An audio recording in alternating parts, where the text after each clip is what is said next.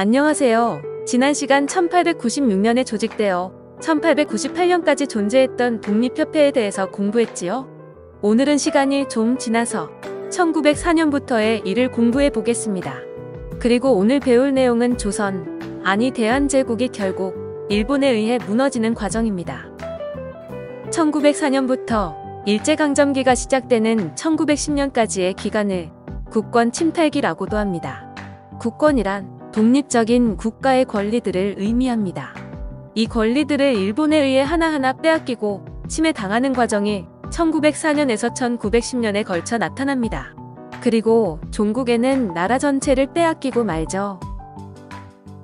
삼국간섭, 아관파천 등으로 조선에서 영향력을 높여가는 러시아가 있습니다. 조선을 식민지화하려는 일본에게 방해가 되는 존재이지요. 이들은 결국 충돌하고 맙니다. 1904년에 러일 전쟁이 일어납니다. 이전에 청일 전쟁에서 이긴 일본이었으나 강대국인 러시아를 이기기란 쉽지 않죠. 전 세계가 일본이 질 거라 예상했습니다. 하지만 놀랍게도 일본이 승리합니다. 일본의 군사력이 강화된 덕도 있지만 당시 러시아의 해군은 너무 먼 길을 이동한 후 전쟁을 해야 해서 지쳐 있었습니다. 또한 러시아 국내에서 혁명이 일어나 더 이상 전쟁을 유지할 수 없었던 점 등이 러시아가 패한 원인이 되었습니다.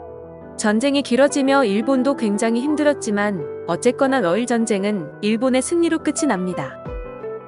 전쟁에서 이긴 일본, 그리고 패한 러시아는 약속을 합니다. 앞으로 러시아는 일본이 대한제국을 맘대로 하는 데에 간섭하지 않기로 말이죠. 또한 여러 서구 열강들과 비밀 약속을 맺으며 일본은 대한제국에 대한 지배권을 사실상 국제적으로 인정받습니다.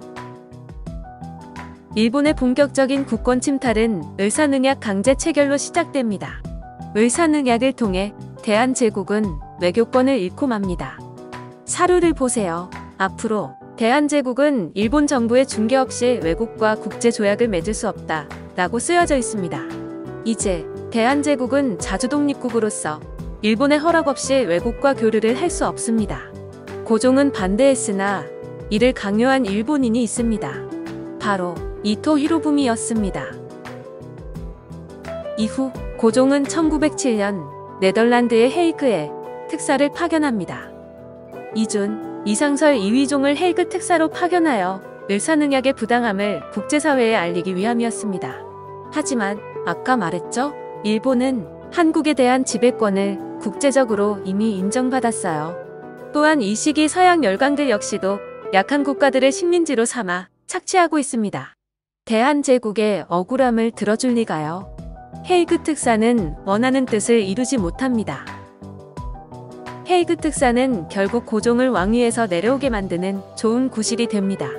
을사조약에 의해 외교권을 행사하지 않기로 약속했는데 외국의 특사를 파견했으니 외교권을 행사한 거잖아요.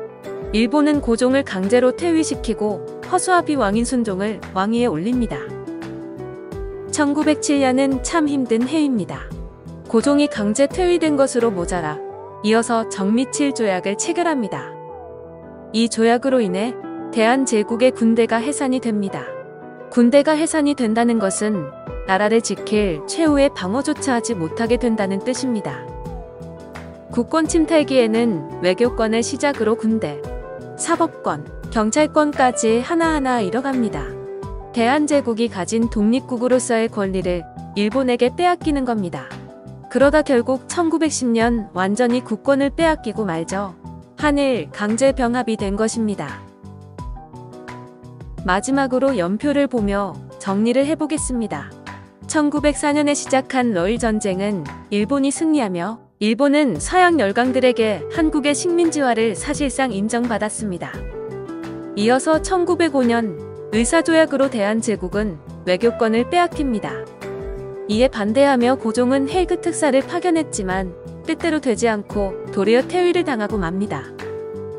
이어서 1907년 정미칠조약으로 군대가 해산되며 무방비해진 대한제국은 결국 1910년 8월 29일 강제병합이 되어 1945년까지 일제강점기를 맞게 됩니다. 이런 국권 침탈 과정 속에서도 저항의 움직임이 나타납니다. 다음 시간엔 이 저항의 움직임에 대해 공부해 보겠습니다. 다음 시간에 만나요.